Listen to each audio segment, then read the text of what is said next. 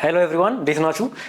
በዚህ ቪዲዮ የምናየው ጂኦግራፊ 12ኛ ክፍል 2.2 the trends in global climate change የሚለውን ቶፒክ ነው የምናየው። 2.1 ላይ ምን አይተን ነበረ? ክላይሜት ቼንጅ እንደ ኮንሰፕት ምንድነው የሚለውን ለማየት ሞክረን ነበር። እዚህ ደግሞ የምናየው ትሬንዶቹ ኮንሰፕቱን ሳይሆን ኦኬ ምን እየሆነ ነው አሁን ላይ ያለው የሚለውን ነው የምናየው። እዚህ ጋር ግሎባል ትሬንድን ክላይሜት ቼንጅን እንደ ግሎባል ትሬንድ ለማየት ሞክራለን። ኦብጀክቲቫችን የሚሆነው for this sub chapter 2.2 ይሄ ነው የሚሆነው ማለት ነው። ኦኬ ሶ በኦብዘርቭድ ዋርሚንግ እንዴት አድርገን ነው የምናውቀው? ማለት ኦብዘርቭ ስላደረግነው እንዴት አወቀን ክላይሜት ቼንጅ እንዳለ? እንዴት አወቀን ዓለም እንደሞቀች? እንዴት አወቀን እነዚህ ነገሮች? this is the most significant report IPCC ቅድም ያለው 2.1 ላይ ያየነው ኢንተርገቨርንመንታል ፓኔል ኦን ክላይሜት ቼንጅ 2001 ላይ ያወጣው ትልቅ ሪፖርት አለ።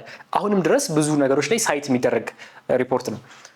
ሶ ምንድነው no there is warming ዓለም እየሞቀች ነው፣ በፊት ከነበረው ቴምፕሬቸር ዓለም እየሞቀች ነው የሚል ሪፖርት አወጣ 2001 ላይ። ሶ ይሄ ነው መጀመሪያ ያሁን ያለንበትን ስለ ክላይሜት ቼንጅ ያለውን ኮንሰፕሽን ሼፕ ያደረገ አንድ ሪፖርት ይሄ ነው።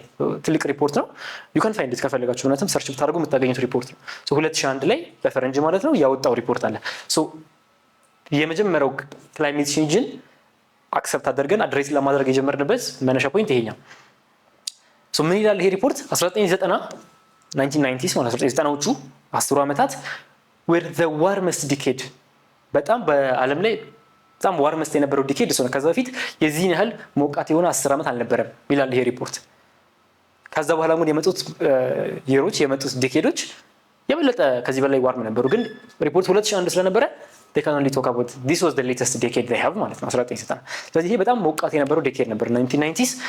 1998 ደግሞ ክላይሜት ቼንጅ ሪፖርት ዳታ መያዝ የጀመረው መቼ ነው? 1861 here ከ1861 ጀምሮ የክላይሜት ሪፖርት የክላይሜት ዳታ መያዝ ከጀመረበት ጊዜ ጀምሮ it was the warmest year በጣም ሞቃታማው ዓመት 1998 ነበር። ሶ የዘጠናዎቹ በጣም ሞቃታሞቹ 10 ዓመታት 98 በጣም ሞቃቱ ዓመት 20ኛው ሴንቸሪ ደግሞ እንደ አጠቃላይ it was likely the warmest millennium ወይም በአንድ ሺህ ዓመታት ውስጥ የ20ኛው ሴንቸሪ ወይም እነዚህ 100 ዓመታት ከ1900 ጀምሮ እስከ 99 ያለውን ያህል የሚሞቅ ወደ ባለፈው 1000 ዓመት ብንሄድ አናገኝም። ሞስት ላይክሊ ከዛም በፊት ብንሄድ አናገኝም። ግን ሲግኒፊካንት የሆነ ክላይሜት ዳታ ስለማናገኝ ጀስት ባለን ዳታ ስንደመድም በነበሩት 1000 ዓመታት ውስጥ የዚህን ያህል ሞቃት 100 ዓመት ኖሮ አያውቅም የሚል ሪፖርት ነው ያመጣው 2001 ላይ IPCC። ኦኬ ሶ as you can see here ክላይሜት ቼንጅ ሲኖር ምንድን ነው ያለው? 2.1 ላይ ስናይ it's a change in mean and a change in variability አይደል?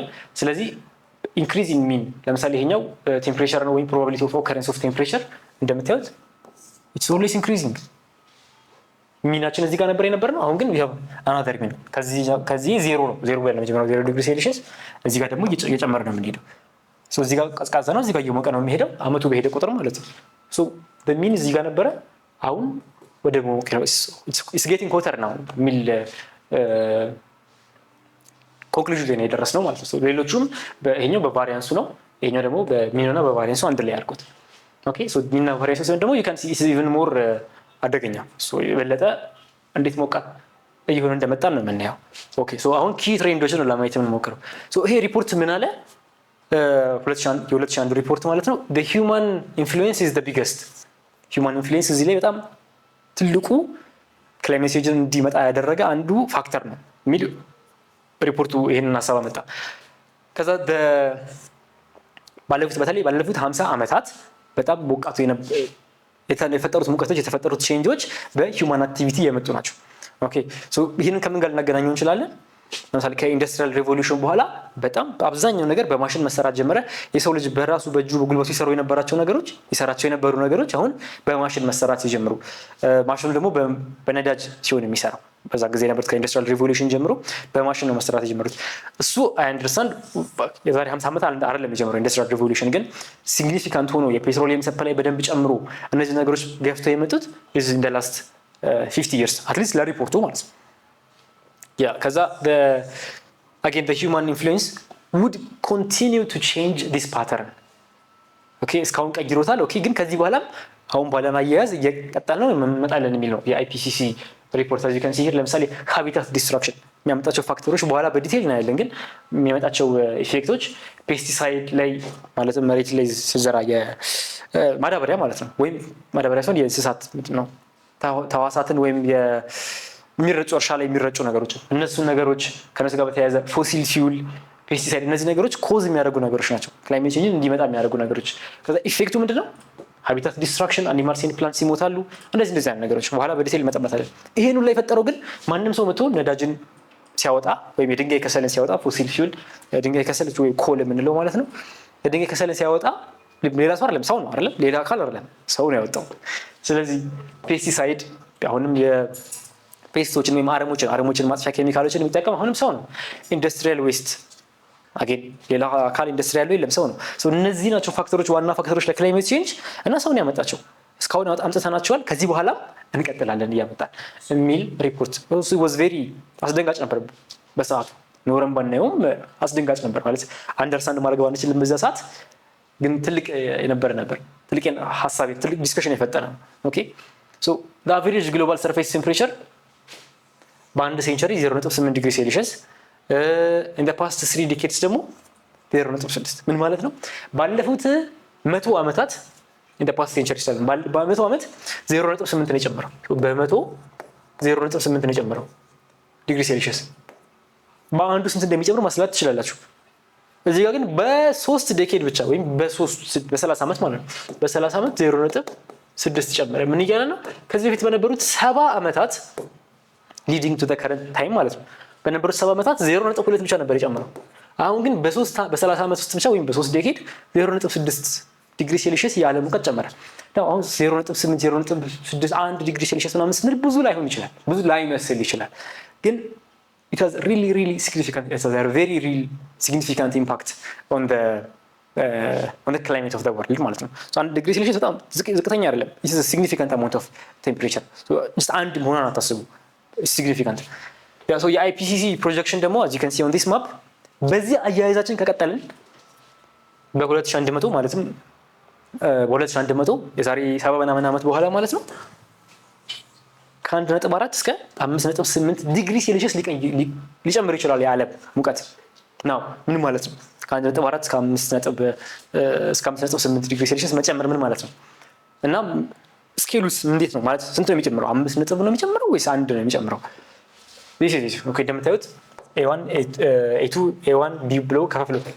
አሁን ያለነው እዚህ አካባቢ ነው 2020 ውስጥ ነው ያለነው። 2100 አለ።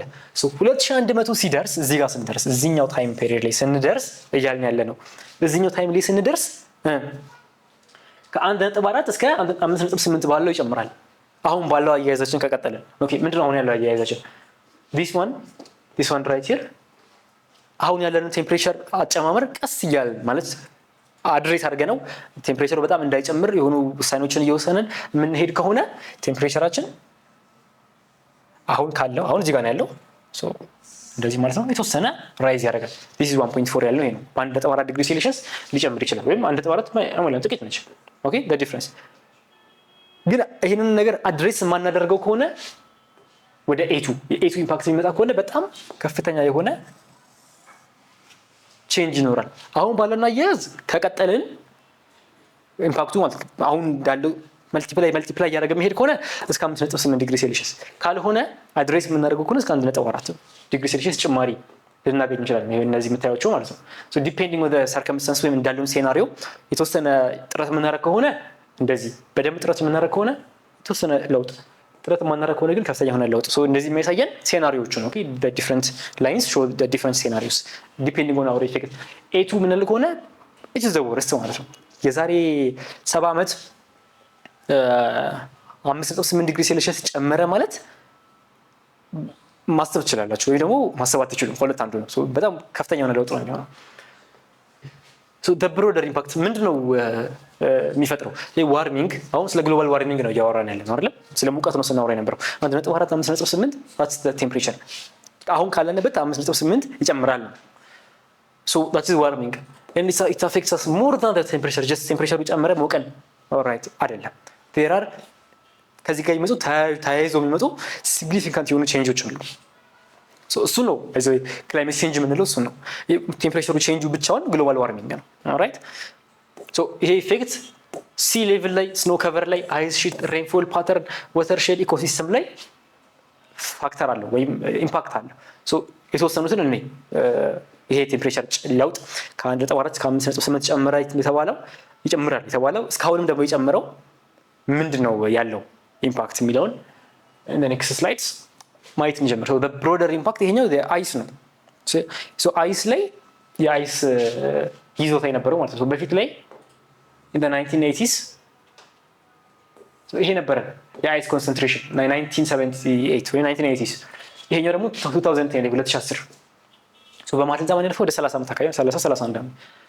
እንደምታዩት በነጭ ፓርት ነው አይስ ከቨር የምንለው ለውጥ አለው አይደለም? እዚህ ጋር ብዙ ነበር የነበረን። ከዚህ ጋር ስንመጣ ግን ያለን አይስ ከቨር ዝቅ ያለ ነው። ምክንያቱ ምንድነው? ቴምፕሬቸር ሲጨምር የበረዶ መጠን ይቀንሳል አይደለም? ቴምፕሬቸራችን አንድ ነገር ስናሞቀው የዛ በረዶ ከሆነ የምናሞቀው ነገር ኮንተንቱ ይቀንሳል ወይም የበረዶ መጠን ይቀንሳል፣ ይቀልጣል ማለት ነው። what's happening የዓለም ቴምፕሬቸር እየጨመረ ስለሆነ በዚህ 30 ዓመት ውስጥ ከ79 እስከ 2010 ባለው ይሄን ያህል የነበረን አይስ ከቨር እዚህ ውስጥ ሙሉ የነበረን በጣም ቀንሷል አይደል? አንዱ ኢምፓክት ጀስት ቴምፕሬቸር ብቻ አይደለም፣ ሌላ ኢምፓክት አለው ተያይዞ የሚመጣ ያለው አንዱ ይሄ ነው አይስ ከቨር። እስካሁን ያየናቸውን ሰብሰብ አድርገን ስናስቀምጣቸው ምንድነው አንደኛው there is a clear and documented የሆነ የዓለም ሙቀት መጨመርና የዓለም ክላይሜት ቼንጅ እንዳሉ እነዚህ ነገሮች ኤግዚስት እንደሚያደርጉ ክሊርሊ አለን። ክሊር እና ዶክመንትድ የሆነ ዳታ አለን። ኦኬ ከዚህ ወቅት እስከዚህ ወቅት ምን ያህል ጨመረ፣ ምን ያህል ቀነሰ፣ ይሄ ነገር ፕሮፐርቲው ምን ነበር የሚለውን ማየት እንችላለን። ምክንያቱም ከ1861 ነው የሚጀምረው የዳታ መያዝ የጀመርነው። ከ1861 ጀምሮ ስለያዝን ረጅም ዓመት ነበር በመሀል ያለፈው። በዚህ መሀል ሁሉ ያሉትን ለውጦች ማየት እንችላለን። ዶክመንትድ ሂውማን አክቲቪቲዎች ወሳኞች እንደሆኑ አይተናል። በጣም አብዛኛው ለውጥ ያመጣው የሰው ልጅ ባለፉት 50 ዓመታት ብለን በተለይ ደግሞ መነሻውን ከኢንዱስትሪያል ሪቮሉሽን አድርገን ምን አይነት ለውጥ እንዳለው አየን።